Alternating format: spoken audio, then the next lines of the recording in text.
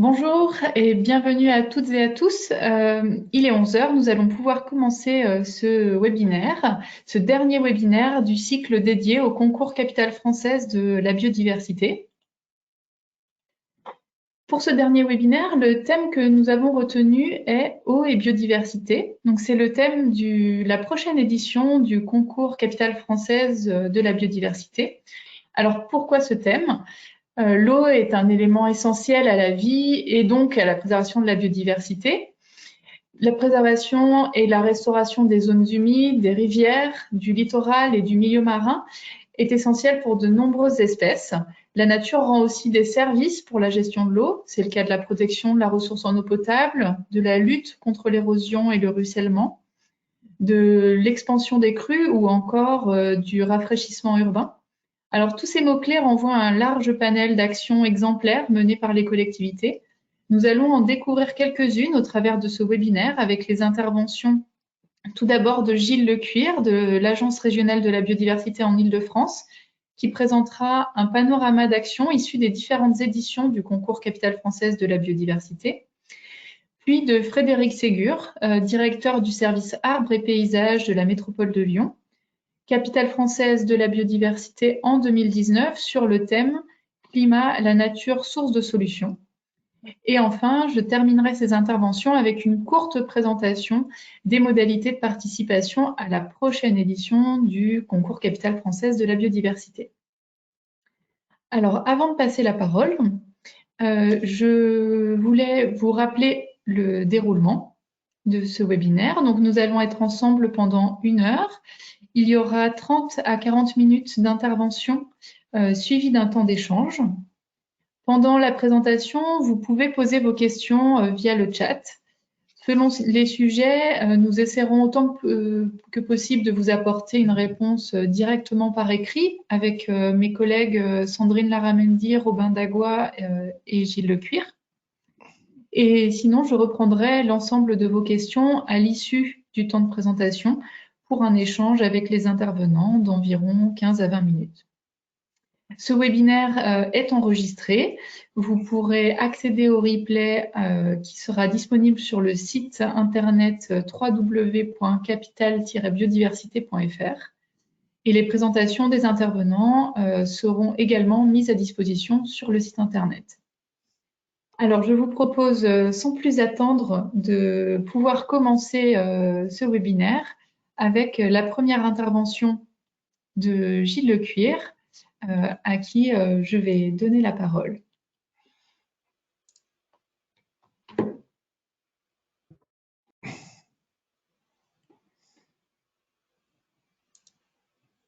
Voilà, bonjour à toutes et à tous.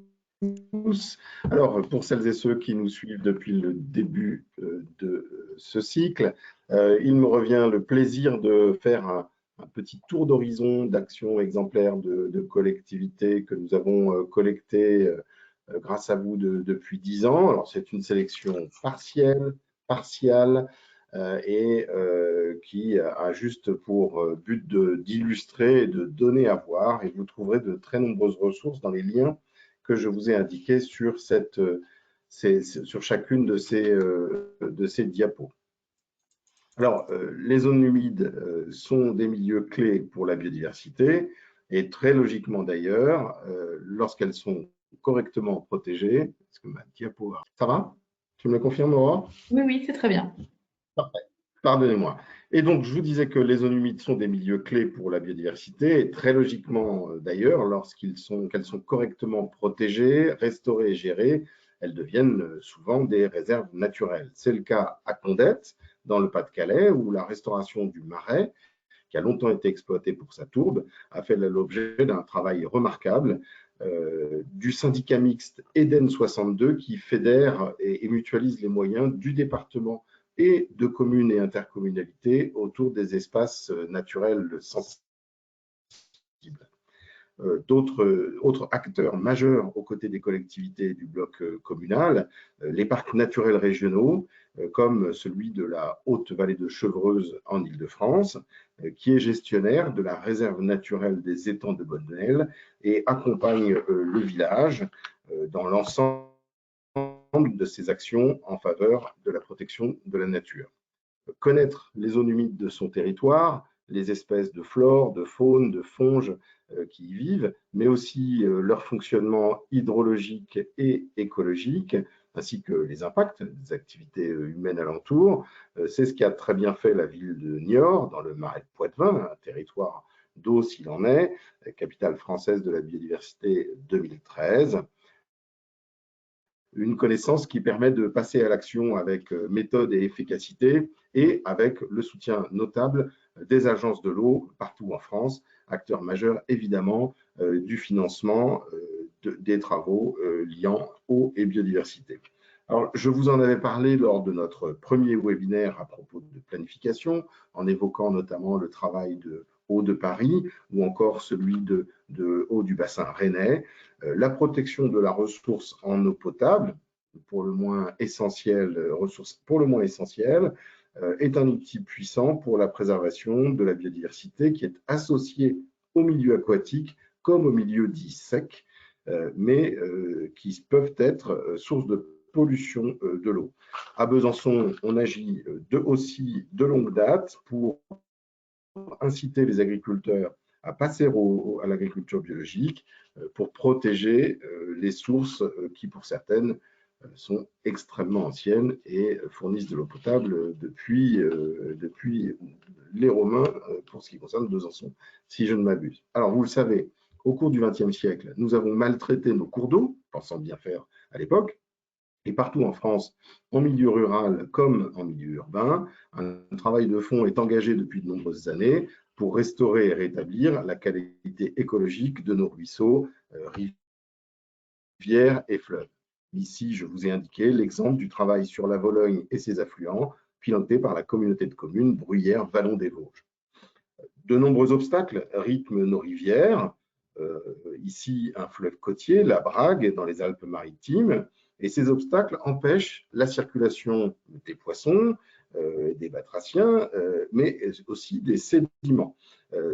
Abaisser les seuils, restaurer des berges en pente douce, permettent de retrouver un fonctionnement plus naturel du cours d'eau et de surcroît de limiter le risque d'inondation extrêmement élevé. La Brague, c'est un syndicat mixte qui gère la Brague pour le compte et avec les collectivités locales. En milieu urbain, nous avons souvent busé et enterré nos rivières et c'est donc de réouverture qu'il faut désormais parler, comme ici au Chambon-Feugerolles où Saint-Étienne Métropole a réouvert la rivière pour lutter contre les inondations, mais avec de très larges co-bénéfices pour la faune et la flore locale, ainsi que pour les habitants qui retrouvent des espaces agréables et attractifs. Même sur un fleuve comme la Seine, on peut restaurer des zones d'expansion des crues. C'est ce qu'a fait le département des Yvelines en transformant une friche industrielle en un immense parc partiellement inondable et qui accueille aussi la splendide Maison des Insectes, animée par l'Office pour les insectes et leur environnement, qui est l'une des associations naturalistes partenaires de notre concours, avec, entre autres, Humanité et Biodiversité, la LPO, Noé Conservation et bien d'autres partenaires. Alors, en ville comme à la campagne, prévenir le risque d'inondation passe par la limitation du ruissellement. À Avignon, ou en Avignon, on peut dire les deux, pour citer un film célèbre et une bande dessinée du même nom, la ville a transformé les parkings le long des remparts en promenades végétalisées, avec un intérêt évident pour la limitation du ruissellement des eaux de pluie et on attend évidemment un gain pour la biodiversité locale qui sera mesuré grâce à l'Atlas de la biodiversité communale qui est mené à Avignon. Au Val d'Ille, Aubigné en Bretagne, ma diapo veut bien vous rejoindre. Les bassins, voilà, au Val d'Ille-Aubigné en Bretagne, les bassins de rétention des pluies d'orage sont même désignés comme réserve de biodiversité. Alors, dans ce cas, on a bien une interdiction d'accès au bassin, donc l'infrastructure verte est dévolue à la fois à une fonctionnalité hydrologique et pour l'accueil de la faune et de la flore sauvage, mais on a aussi bien évidemment d'autres exemples de parcs multifonctionnels qui servent à la fois de bassins d'orage et de terrains de jeu ou d'aires de pique-nique quand il n'y a pas de pluie, ce qui est l'essentiel de l'année. Dans le nord, autour de Maubeuge, c'est avec les agriculteurs et les citoyens que l'on replante des haies et des bandes enherbées le long des cultures pour éviter des coulées de boue catastrophiques provoquées par le ruissellement sur les terres arables qui ne sont pas couverts de végétaux dans certaines périodes de culture. Ces milieux adjacents aux cultures abrite de plus une faune auxiliaire qui est très utile aussi pour la production agricole locale. Enfin, on ne peut pas parler d'eau sans aborder celle qui constitue l'essentiel de notre biosphère et qui couvre 70% de la surface de la Terre, la mer justement. Et je vous emmène à Saint-Paul de la Réunion, où la commune travaille à restaurer une flore locale de plages et de dunes, en reculant autant que possible les activités humaines, là encore, pour préserver la capacité du littoral à amortir les effets de la houle cyclonique. Et on voit bien que toutes ces actions en faveur des milieux naturels sont des solutions fondées sur la nature pour limiter les risques liés aux catastrophes naturelles, dont on sait qu'elles vont être plus nombreuses, plus fréquentes et d'intensité plus forte avec le changement climatique. Et enfin, pour vous suggérer une destination de vacances en France parmi d'autres, Saint-Lunaire en Bretagne a traduit dans son plan local d'urbanisme ce que son atlas de la biodiversité communale lui a appris, notamment sur ses zones humides, avec des orientations de programmation et d'aménagement relatives à la trame verte et bleue et l'armature verte, qui, au niveau du village, prennent finement en compte les trajets que peuvent notamment emprunter les batraciens et donc impose de protéger ces trajets. Donc vous trouverez là aussi beaucoup de ressources dans le rapport de visite que nous établissons pour chacune de nos visites de terrain dans le cadre du concours Capitale française de la biodiversité et dont je vous ai indiqué le lien que vous pourrez retrouver dans ma présentation. Merci pour votre attention. Merci Gilles pour cette présentation qui montre la diversité des actions qui sont menées par les collectivités qui s'engagent dans le dispositif Capitale française de la biodiversité. Nous allons pouvoir maintenant passer à la présentation de Frédéric Ségur qui va nous présenter le retour d'expérience de la métropole de Lyon, capitale française de la biodiversité en 2019, sur le thème climat, la nature, source de solutions. Donc, je vais vous présenter brièvement une sélection effectivement d'actions qui sont menées par la métropole de Lyon sur l'interface entre eau et biodiversité. Il est clair effectivement que c'est un sujet tellement riche qu'il faudrait plusieurs heures pour pouvoir le traiter. Donc, j'ai choisi volontairement quelques angles. La suivante, s'il te plaît. Je pense que c'est important de revenir sur un petit peu l'historique de notre relation à l'eau dans les villes qui a créé la culture des services qui s'occupent des milieux humides, de l'eau et de l'assainissement. C'est une culture du risque. Au 19e siècle, l'eau était associée au risque de maladies. Beaucoup d'épidémies comme le choléra étaient véhiculées par l'eau. L'autre risque, c'était les inondations. Et donc, par rapport à ça, on a mis en place des politiques défensives qui, dans un premier temps, éviter le contact de l'eau, d'où l'idée effectivement d'enterrer, d'enfouir l'eau dans des réseaux. L'idée effectivement, c'est que au 19e siècle, on pensait effectivement que ça permettrait effectivement d'assainir la ville en évacuant rapidement l'eau en dehors de la ville. Et puis après, dans cette logique effectivement de technologie, l'idée effectivement, c'est que chaque fonction devait avoir un espace et un usage unique. On n'était pas du tout dans des logiques de multifonction. Et donc, ça a permis de créer des cultures métiers très expertes sur des logiques complètement industrielles. La suivante, s'il te plaît. Le problème, c'est que ce modèle de développement de la ville qui, justement, essaye de supprimer le contact de l'eau, de l'évacuer pour la traiter en dehors de la ville, a souvent, dans beaucoup de villes, réuni à la fois les eaux usées des habitations et les eaux de pluie. Et pour accompagner l'étalement urbain des villes, vous voyez à gauche la tâche urbaine de Lyon, son évolution récente, il a fallu surdimensionner de plus en plus ces réseaux, parce qu'effectivement, dès qu'il y avait des gros orages, les surfaces imperméabilisées étaient de plus en plus grandes. Il a fallu créer des structures de traitement des eaux de plus en plus grandes pour recueillir de plus d'eau. Et malgré tout ça, on est arrivé sur une situation d'échec.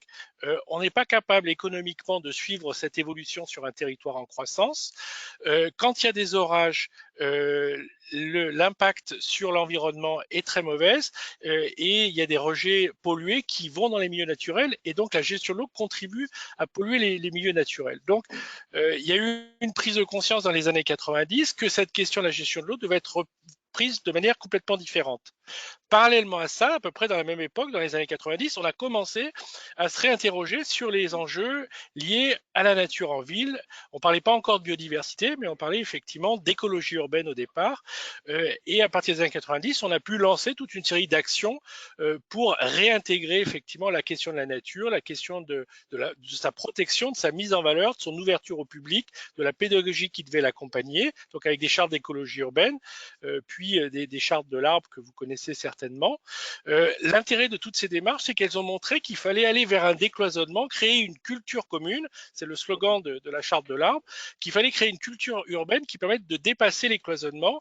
Et vous voyez ici, avec le plan Canopé, l'idée effectivement qu'une action doit être reliée de manière stratégique à toute une toile d'autres actions qui concernent des questions liées au climat, liées au déplacement, liées à l'agriculture, liées au déplacement économique, liées à la santé, et que c'est justement ce décloisonnement qui peut permettre de trouver des solutions intéressantes.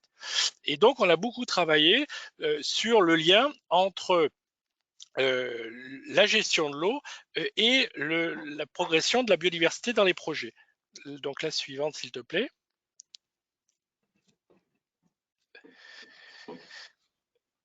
Alors, elle a du mal à s'inscrire. Voilà, donc on a qualifié ça un petit peu de solution zéro tuyau pour faire un petit peu un clin d'œil au zéro phyto qui nous a accompagnés pendant des années. L'idée, effectivement, c'est que on s'est aperçu que si on voulait sortir de ce système en impasse de gestion de l'eau par l'évacuation, il fallait la traiter là où elle tombe et que la végétation, les systèmes naturels sont la meilleure façon, effectivement, de trouver des solutions alternatives pour la gestion des eaux de pluie. La suivante. Et du coup, on a changé complètement de paradigme. L'eau doit être considérée comme une ressource et non comme un risque ou comme un déchet. Et donc, elle doit être bénéficier à d'autres usages, des objectifs de confort hydrique des plantes, par exemple, des objectifs liés à la biodiversité, des objectifs en termes de valorisation paysagère. On peut avoir des ouvrages de traitement des eaux qui sont aussi des espaces intéressants en termes de paysage. Il y a bien sûr aujourd'hui beaucoup de travail sur la valorisation pour le rafraîchissement urbain. Et donc, on essaye de créer des espaces multifonctionnels qui servent justement à la fois à la gestion de l'eau, mais aussi à d'autres usages. Donc la suivante, mais qui nécessite un travail en commun de l'ensemble des acteurs pour pouvoir faire ce genre d'action. Donc ici, vous voyez un exemple dans un traitement d'espace public. Donc c'est une ZAC, Satonnet-Camp, une petite commune au nord de Lyon. L'ensemble de l'espace, qui est un ancien camp militaire, a été traité 100% de manière alternative.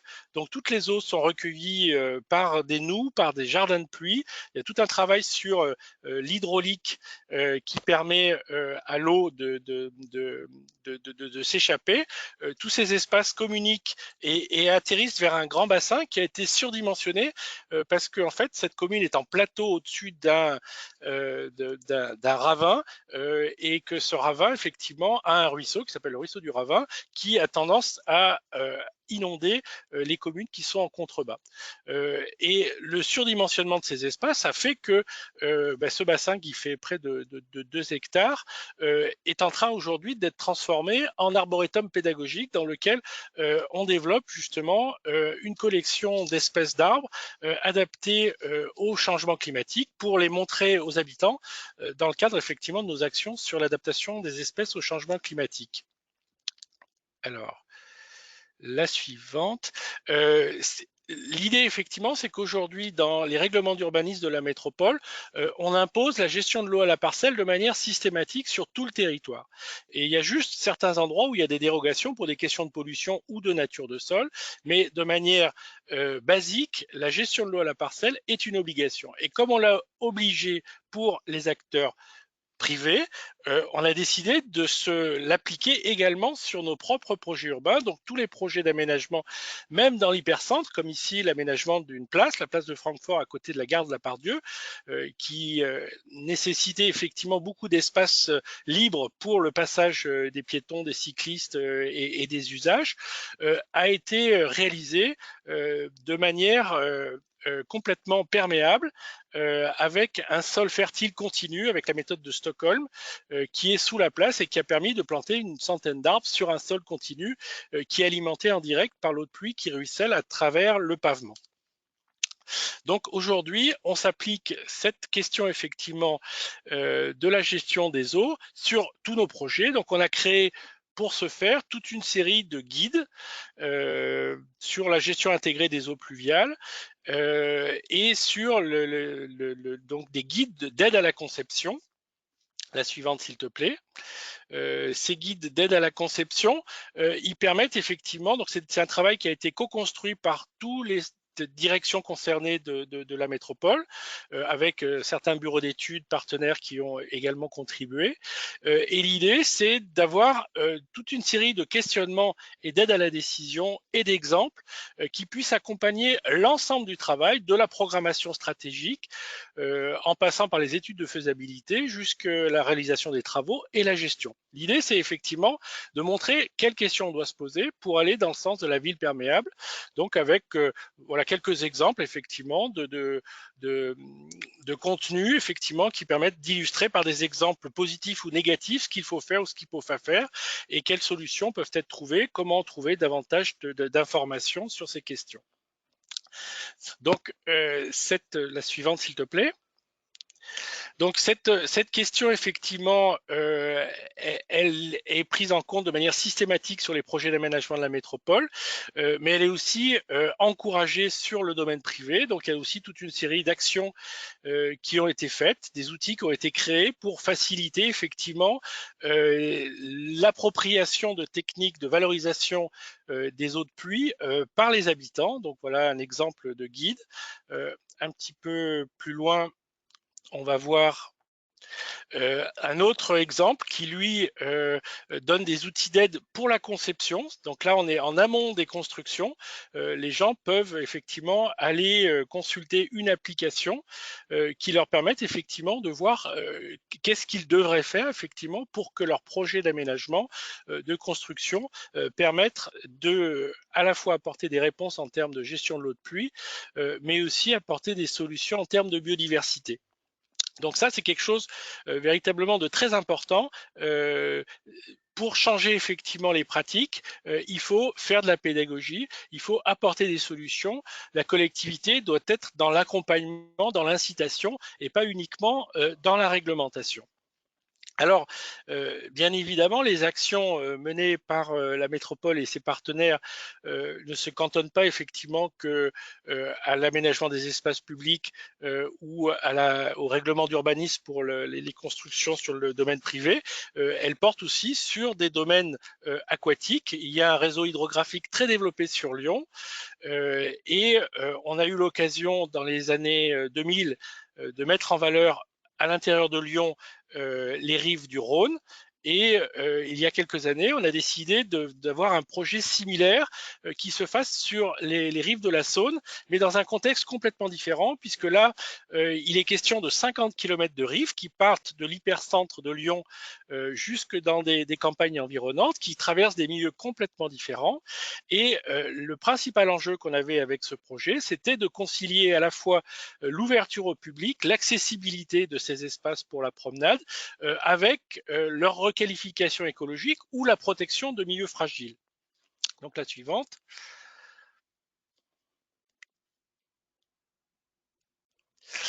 Donc il y a eu tout un travail qui a été fait avec des inventaires floristiques et faunistiques qui ont été réalisés, qui ont permis de détecter des espèces protégées, de détecter aussi des zones avec des espèces envahissantes et de définir dès les éléments de programme des objectifs pour la prise en compte de la biodiversité dans la réalisation de ces aménagements.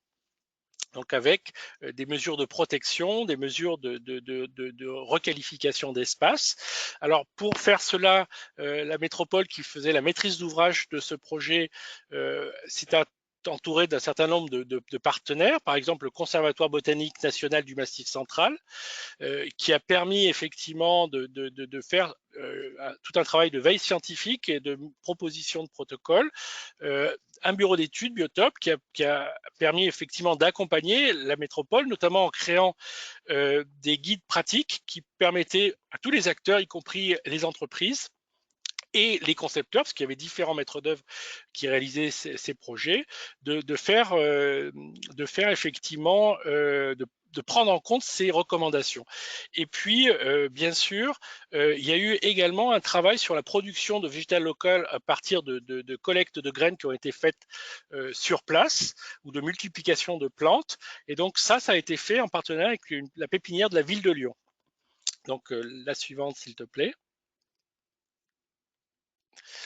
Et donc, on voit ici effectivement un certain nombre de mesures qui ont été prises. Par exemple, il y a eu des mesures d'évitement, par exemple des constructions de pontons sur pilotis ou de passerelles en encorbellement, qui permettent effectivement de ne pas avoir d'impact direct sur les milieux naturels à côté desquels on organise des cheminements.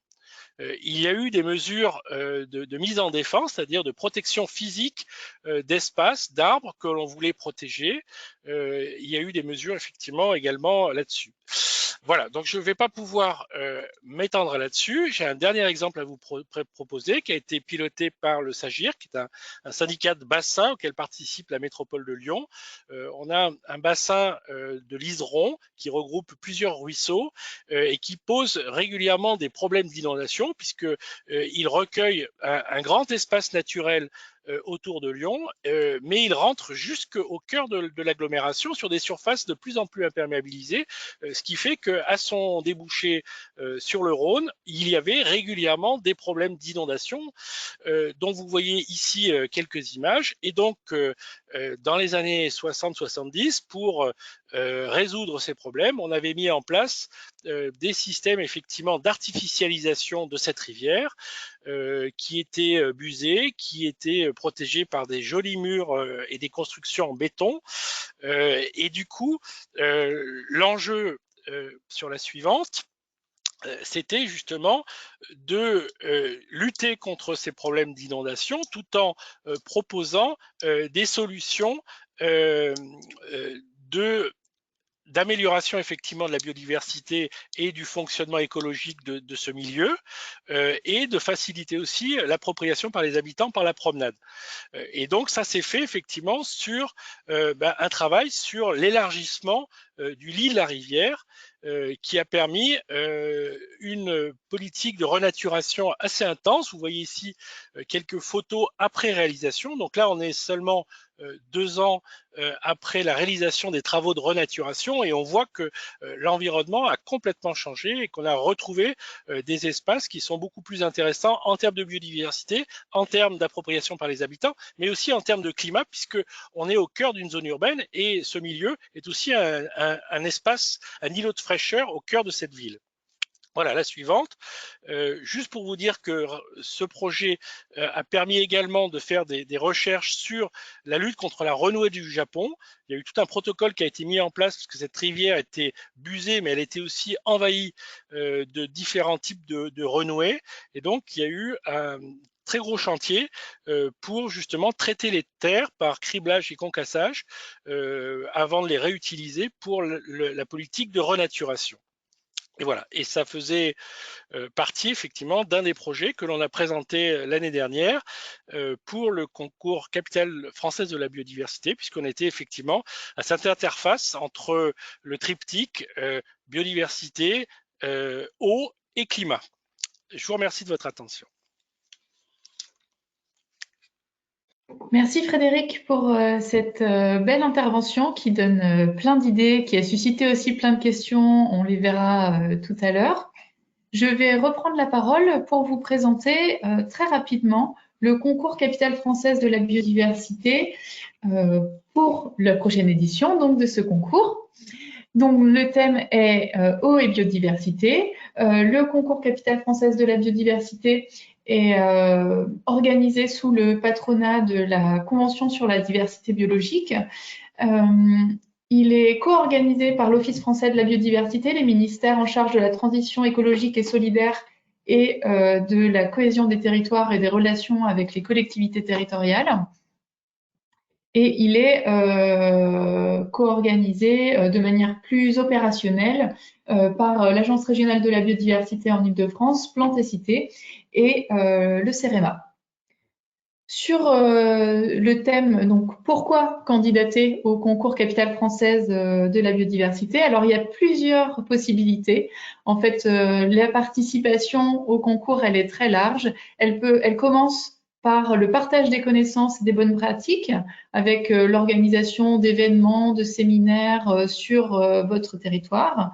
Elle continue avec l'idée de pouvoir faire le point sur les actions de sa collectivité, notamment en cette période de début de mandat, en complétant collectivement le questionnaire d'auto-évaluation.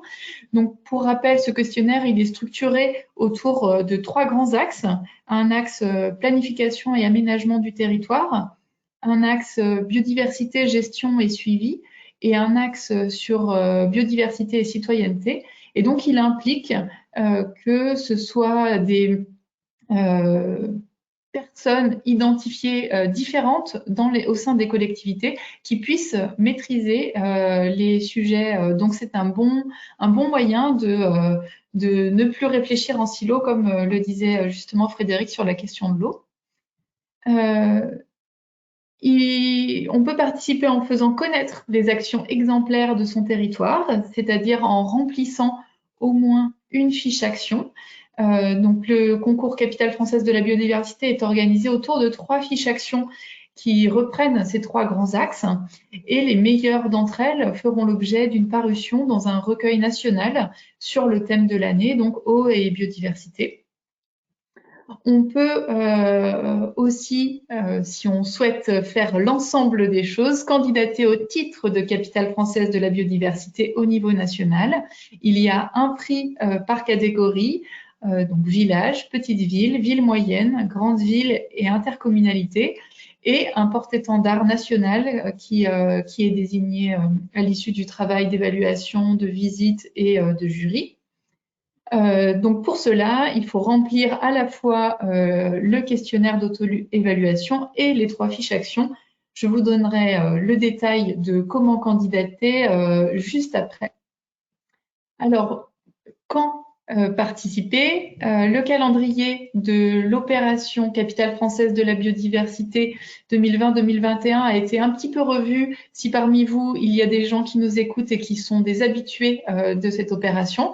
Et sinon, pour les nouveaux, c'est désormais le nouveau calendrier. Donc, une préparation des candidatures sur le second semestre 2020 qui permet de se préparer en collectant les informations auprès de ses collègues, préparer les informations des questionnaires. Et je signale à ce titre que le questionnaire d'évaluation pour les personnes qui sont concernées est disponible en ligne sur le site Capitale française de la biodiversité, le questionnaire de l'année dernière, de 2019. La version pour la candidature 2020 sera mise en ligne au second semestre et vous serez bien entendu informé de cette mise en ligne. Vous avez jusqu'à la fin de l'année pour récolter l'ensemble des informations et déposer vos candidatures. Puis au printemps, il y aura l'évaluation, une évaluation par 3 experts pour chacun des dossiers. Et ensuite, pour les meilleurs d'entre eux, des visites de terrain qui seront organisées dans différentes collectivités. Et au moment de l'été, l'annonce du palmarès et de l'organisation d'un événement à la fois partage d'expérience et cérémonie de remise des prix. Comment candidater? Vous n'êtes peut-être pas sans savoir, mais si vous ne le savez pas, je le rappelle, que l'opération Capitale française de la biodiversité est complémentaire de l'engagement et de la reconnaissance territoire engagé pour la nature. Donc, la candidature est commune dans les régions où le dispositif TEN, territoire engagé pour la nature, est déployé. C'est-à-dire que le dossier à compléter est le dossier territoire engagé pour la nature qui est à déposer via la plateforme nationale dédiée au TEN pour toutes les régions. Donc, vous les avez sur votre gauche, dans lequel TEN est déployé pour l'ensemble des collectivités. Vous complétez, ou vous devez avoir complété depuis dans les 2 dernières années un dossier territoire engagé pour la nature. Et vous n'avez qu'à compléter les 3 fiches actions pour pouvoir candidater au titre de capitale française de la biodiversité ou participer à l'identification d'actions qui pourraient paraître au recueil. Dans les territoires où TEN n'est pas déployé et également en Pays de la Loire où TEN est déployé pour une partie des collectivités seulement, c'est-à-dire les intercommunalités, il faut compléter le fameux questionnaire d'auto-évaluation dont je vous parlais tout à l'heure avec l'ensemble des fiches actions. Pour rester informé sur ce dispositif, plusieurs canaux, le fil Twitter Capital Biodiv, le site internet capital-biodiversité.fr. Les 2 mentionneront la publication du questionnaire d'auto-évaluation et puis nous vous contacterons pour tous ceux qui le souhaitent pour vous informer de la mise en place de ce questionnaire. Et il y a aussi un référent national pour toutes les questions autour de l'opération Capitale française de la biodiversité. C'est Gilles Lecuir que vous avez entendu tout à l'heure et dont vous avez l'adresse mail ici que vous pouvez contacter. Alors, le concours Capitale française de la biodiversité ne serait pas ce qu'il est sans la mobilisation de l'ensemble des partenaires qui font partie du comité scientifique et technique, qui accompagnent l'évaluation des dossiers, qui donnent des idées qui se font le relais de la diffusion, qui participent à l'organisation d'événements, qui participent aux visites et aux rédactions de rapports de visite, et j'en oublie certainement d'autres. Mais donc, on les remercie sincèrement de leur engagement et c'est ce qui montre aussi la dynamique et l'entrain qui est autour de Capitale française de la biodiversité. Voilà ce que je pouvais vous dire autour du thème 2021 du concours Capitale française de la biodiversité. Et pour ce dernier webinaire, on voulait vous proposer, suite à cette petite présentation et avant de passer au temps d'échange, un petit sondage pour que vous puissiez répondre, pour qu'on puisse savoir. Donc, nous sommes 200 à être connectés aujourd'hui à ce webinaire, ce que vous comptez faire en 2020. Je vous propose donc de compléter ce sondage et nous pourrons ensuite voir l'ensemble des résultats qui seront commentés par Gilles Lecuir. Donc, on va se laisser peut-être quelques minutes pour pouvoir compléter ces questions. Donc, vous devez normalement les voir s'afficher à l'écran. Vous pouvez choisir une seule ou plusieurs des réponses. Oula.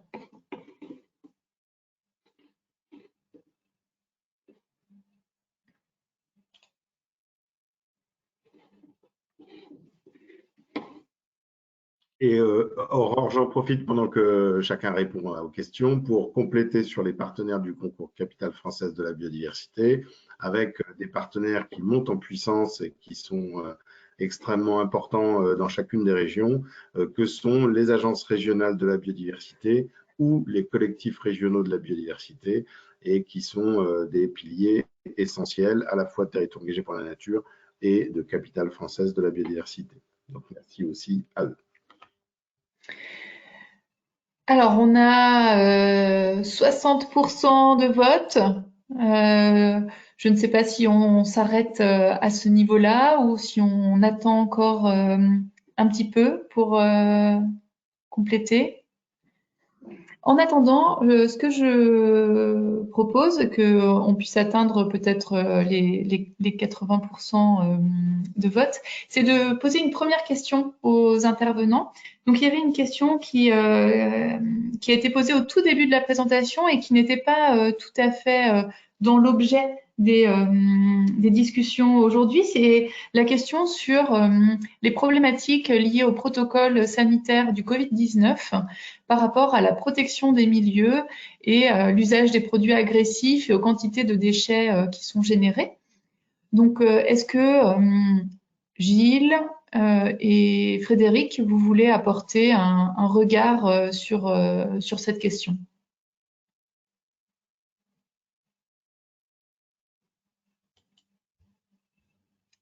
Oui, Gilles? moi, donc Gilles Leclerc, donc je précise que le Haut Conseil de la santé publique a bien indiqué qu'il n'était pas approprié de désinfecter les espaces publics et la voirie. Donc, ce ne sont pas des pratiques qui sont recommandées, elles ne sont pas utiles et elles peuvent être extrêmement impactantes, notamment pour les milieux aquatiques. Donc ça, c'est une première réponse pour la question des déchets générés, évidemment, mais c'est la même question que le jet de déchets en espace naturel, qu'il s'agisse de déchets individuels ou bien évidemment de déchets de type gravat ou déchets professionnels qui sont un fléau aujourd'hui, notamment dans nos forêts. Je vais vous mettre le Frédéric? lien vers le... Oui, moi je voudrais juste rajouter effectivement qu'il y a un vrai bilan qui doit être fait. C'est difficile de tirer des conclusions à chaud, mais il faut aussi se mettre en perspective si on veut faire une ville résiliente, une ville bioclimatique, une ville perméable. Avec beaucoup plus de milieux naturels, il faut se poser beaucoup de questions sur l'utilisation de produits agressifs. C'est ce qui a commencé à être fait sur les pesticides, mais il reste encore beaucoup de travail à faire sur certains types d'espaces, notamment sur des espaces privés, des espaces sportifs, etc. Les espaces agricoles, bien sûr. Et puis, il faut se poser des questions aussi sur l'utilisation de sels de déneigement. Il y a beaucoup d'autres polluants que l'on utilise classiquement et qui doivent être remis à plat dans leur utilisation par rapport effectivement à la construction d'une ville nature. Très bien, et ben En merci complément, pour... Oui. si tu me permets, en complément simplement, sur ces questions-là, il n'existe pas de produits réellement écologiques pour lutter notamment contre la prolifération de moustiques. Le bacille thuringiensis, alors je ne sais plus quel œil, le BTI, que peut-être vous utilisez comme produit alternatif aux insecticides chimiques, a démontré ses impacts sur l'ensemble de la faune, notamment, maintenant c'est très bien documenté sur la Camargue. Donc il faut vraiment toujours se dire qu'on utilise ces produits, même produits de biocontrôle, en dernier recours et qu'il faut d'abord privilégier une restauration des fonctionnalités écologiques du milieu avec des auxiliaires qui vont résoudre tout seuls et gratuitement les problématiques de prolifération. Très bien, eh bien merci beaucoup. Je propose qu'on ferme le sondage. On est à 77% de vote. Et puis, Gilles, peut-être peux-tu le commenter assez rapidement. Je pense que je peux vous partager l'ensemble des résultats. Voilà.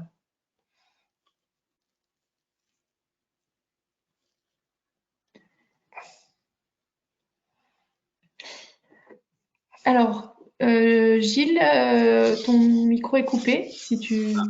Oui, donc 9% d'entre vous souhaitent déjà candidater au concours Capitale française de la biodiversité. C'est une excellente nouvelle. On est ravis. 32% d'entre vous ne sont pas encore fixés, mais vont continuer à suivre les informations. 16% sont prêts à organiser un événement sur leur territoire. Et 13% d'entre vous sont prêts à présenter des actions exemplaires pour le recueil. Enfin, près de la moitié des répondants ne sont pas des collectivités, donc ne sont pas concernés directement, mais bien évidemment, je vous encourage toutes et tous à en parler à votre adjoint au maire ou votre maire, à votre président d'agglomération ou aux techniciens de votre collectivité pour les inviter à s'intéresser à notre opération. Merci Gilles pour ce petite analyse à chaud, et c'est intéressant aussi de voir que finalement les personnes qui suivent les webinaires ne sont pas uniquement des collectivités, et bien au contraire peut-être une proportion plus grande aussi de personnes qui accompagnent ou qui travaillent en lien avec des collectivités. Alors, on va pouvoir poursuivre sur le débat. Parce que nous avons eu des questions, Frédéric, qui te sont adressées pour en savoir un petit peu plus sur la méthode de Stockholm que tu as abordée lors du réaménagement de la place située près de la gare Pardieu. Est-ce que tu pourrais nous en dire un petit peu plus ? Oui, alors je vais être assez bref. C'est une technique qui a été mise en place par mes homologues de Stockholm qui s'occupent de la gestion des arbres et qui s'est aperçu effectivement que le principal problème qu'on avait, c'était des problèmes d'asphyxie des arbres par manque d'air et puis le problème de manque d'eau également. Et puis de l'autre côté, on ne savait pas quoi faire de l'eau pluviale. Donc, ils ont utilisé une technique qui est développée en France depuis maintenant une trentaine d'années, qui s'appelle le mélange terre-pierre, qui a été développé à Angers. On l'a développé par la suite à Lyon il y a plus de 25 ans. Et cette technique, elle était censée avoir un sol portant pour permettre les usages de voirie, tout en ayant un milieu qui permette aux racines de se développer et à l'air de circuler. Les Suédois, ils ont rajouté une chose, c'est qu'ils ont dit, ce milieu, il est particulièrement filtrant, donc il peut permettre aussi de récupérer l'eau de pluie.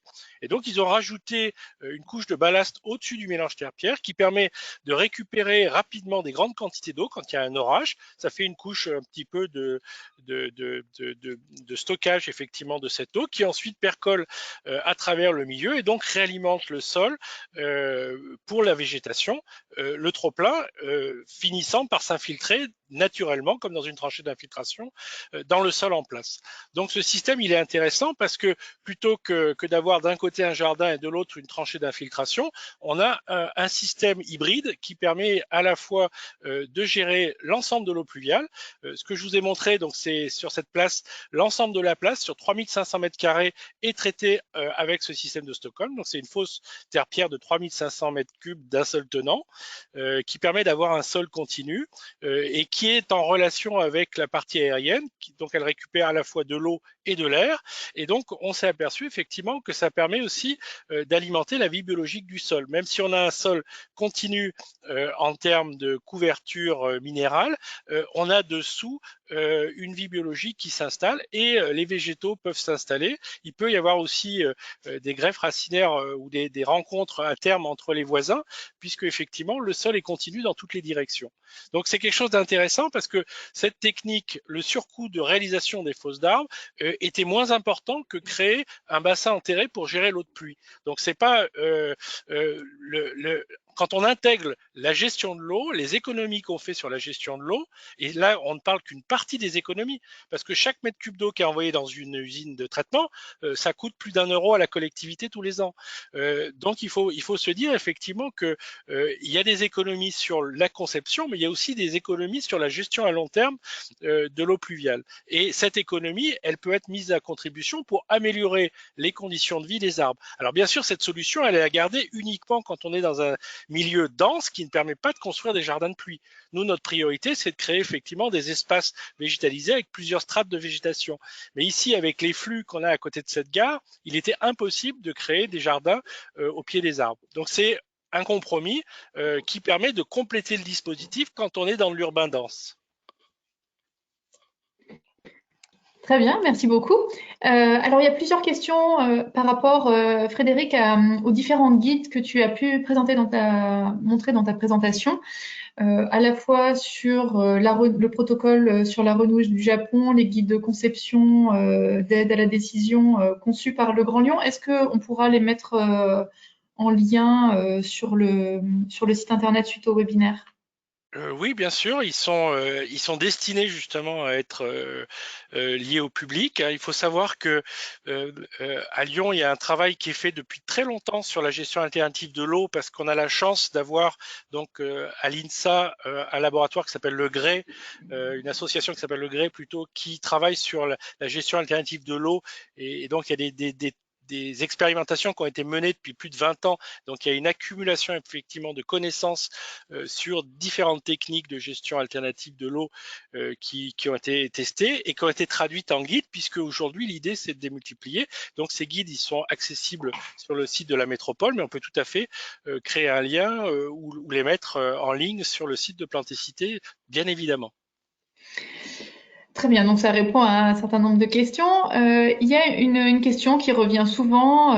Est-ce qu'il existe une liste des essences d'arbres adaptées au changement climatique dont tu as parlé pour le bassin d'orage transformé en arboretum?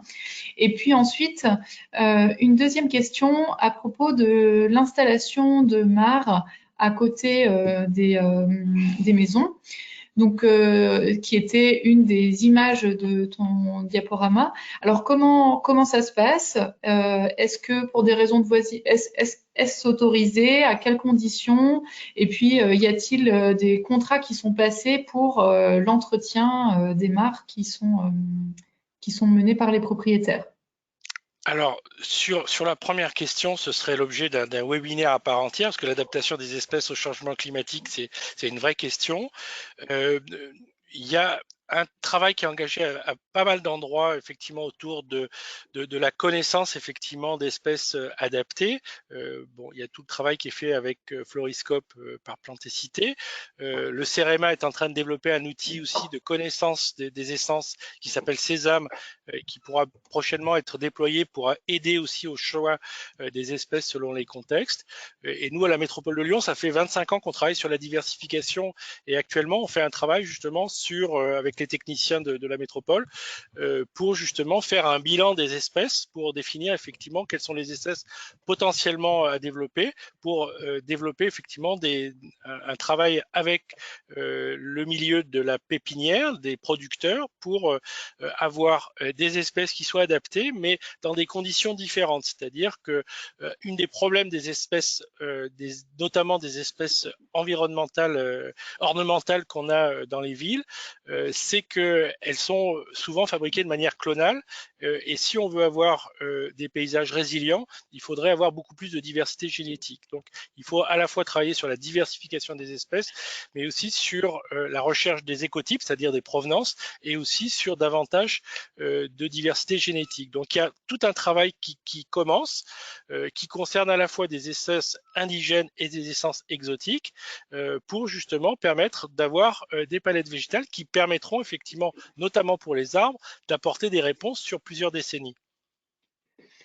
Alors la deuxième question sur les mares et la réglementation, là c'est pas véritablement mon principal domaine d'activité, donc il faudrait que je me renseigne, et si j'arrive à trouver des réponses, je les ferai passer à Aurore pour que tu puisses faire une petite brève sur le site de Plantécité. Très bien. Peut-être une petite question encore à destination plutôt de Gilles. Dans les processus de renaturation, est-ce qu'il y a des programmes d'accompagnement et d'animation in situ? Est-ce qu'il y a des parcours de découverte qui ont pu être développés? Comment ça se met en place, ce lien avec les habitants et les citoyens? Oui, alors très souvent, mais Frédéric pourra compléter, très souvent, les travaux notamment de renaturation ou restauration de berges naturelles s'accompagnent de travail de sentiers pédagogiques, et toujours avec une alliance entre la restauration écologique, les usages récréatifs et la pédagogie naturaliste. Donc, c'est extrêmement courant. Il y a de très nombreux exemples et ressources. Je citais les CPIE comme des acteurs locaux indispensables pour avoir des conseils et de l'aide. Donc, vous pouvez trouver un CPIE près de chez vous assez facilement, ou encore faire appel à des associations naturalistes comme la LPO, par exemple, qui peuvent assister les collectivités dans ces travaux. Oui, Oui, vas-y. je rajouterais juste effectivement que généralement les collectivités travaillent sur ces questions en lien étroit avec des associations, et les associations travaillent à la fois sur les aspects scientifiques liés aux inventaires, au travail de protection, de renaturation, etc., et aussi à la pédagogie. Donc généralement ce sont les mêmes interlocuteurs qui travaillent avec les collectivités à la fois sur les questions scientifiques et sur les questions pédagogiques. Alors, je retourne un petit peu sur le sujet des mares et des inquiétudes présentées par des participants sur cette idée qui serait un peu paradoxale de pouvoir créer des mares avec les risques de prolifération et notamment la progression du moustique tigre qui en France occupe de plus en plus de départements. Donc Gilles, je pense que tu avais une réponse à ce sujet. Oui, en fait, on connaît assez bien l'écologie du moustique tigre et d'une manière globale des vecteurs de maladies infectieuses à La Réunion ou aux Antilles. Et ce n'est pas un moustique qui se développe dans des zones humides, c'est un moustique qui se développe en milieu urbain essentiellement, dans une très fine lame d'eau. Et bien souvent, ce sont les toitures plates, les gouttières, les coupelles, éventuellement les pneus ou les éléments abandonnés dans des friches. Donc, on n'est pas du tout ce ne sont pas les mares qui vont être favorables à la prolifération de ce moustique. Donc, au contraire, les mares sont souvent des milieux régulateurs de ces moustiques. Donc, il ne faut pas craindre les mares. Et puis, il y a des moyens de lutter contre ces moustiques, notamment en développant des auxiliaires naturels que sont les oiseaux, les chauves-souris. Les chauves-souris, là aussi, aucun risque de se faire transmettre une maladie par des chauves-souris, parce que de toute façon, les chauves-souris sont des animaux volants que nous ne manipulons pas, car ce sont aussi des espèces protégées et qu'il est interdit de les toucher et de leur faire d'avoir une interaction directe avec elles. Donc, je voudrais être plutôt rassurant. Moi, je voudrais juste rajouter que, notamment sur les espaces publics, mais dans beaucoup de jardins aussi, c'est pas vraiment des mares qui sont créées, c'est plutôt des dépressions qui, en période de grosse pluie, se transforment en mares, mais souvent l'eau ne reste pas plus de 2, 3, 4 jours, elle ne permet pas l'installation d'un cycle complet de multiplication des moustiques. Et nous, quand on a transformé des réseaux avec des nous, on nous a posé ces problèmes et on s'est aperçu que dans tous les avaloirs de gestion d'eau, il y a toujours un espace qui garde de l'eau et qui est un véritable nid de moustiques. Donc il y en a à toutes les bouches d'évacuation d'eau pluviale dans toutes les villes. Donc effectivement, les nous sont moins nuisibles que les bouches d'égout par rapport à ces questions de moustiques. Très bien, eh bien, merci à vous pour les réponses. Il est midi, il va falloir que nous terminions ce webinaire. Alors, nous avions un dernier petit sondage pour les personnes qui étaient intéressées et qui ont suivi au moins les webinaires ou en tout cas l'actualité de Capitale Française de la Biodiversité, que je vais lancer en même temps que je vous remercie de votre participation, pour savoir quel est le support que vous appréciez le plus dans ce qui est produit au sein de l'opération Capitale Française de la Biodiversité. Donc, vous avez au choix des webinaires, des événements, les recueils d'actions, le site internet ou des vidéos qui sont publiées. Vos retours sont toujours précieux pour qu'on puisse améliorer les propositions qu'on vous fait. Je vous remercie d'avoir assisté à ce webinaire. Dans quelques jours, vous recevrez un message pour vous signaler la mise en ligne de l'ensemble des présentations, du replay du webinaire et des ressources complémentaires dont il a été question lors du débat. Vous trouverez aussi le journal de chat, donc l'ensemble des échanges qui ont pu avoir lieu sur le chat lors de ce webinaire, et vous pourrez retrouver les questions qui n'auraient éventuellement pas été répondues. Il me semble qu'il y en a quelques-unes. Donc, ce qui vous permettra de vous mettre à jour sur l'ensemble de l'opération. Donc, merci pour votre participation. Ce cycle est désormais terminé, mais nous reviendrons vers vous avec d'autres informations sur l'opération capitale française de la biodiversité. Bonne journée à vous. Quels sont les résultats de ce sondage, néanmoins? Alors, le sondage, je voulais attendre un petit peu. On est à 60% de participation. D'accord. On mettra les réponses dans le chat, où on est fait dans le chat log, où effectivement on répondra à toutes les questions auxquelles on n'a pas pu répondre directement aujourd'hui. Voilà, comme ça laisse le temps aux participants qui le souhaitent et qui se déconnectent de pouvoir voter, et on mettra ça en ligne. Merci.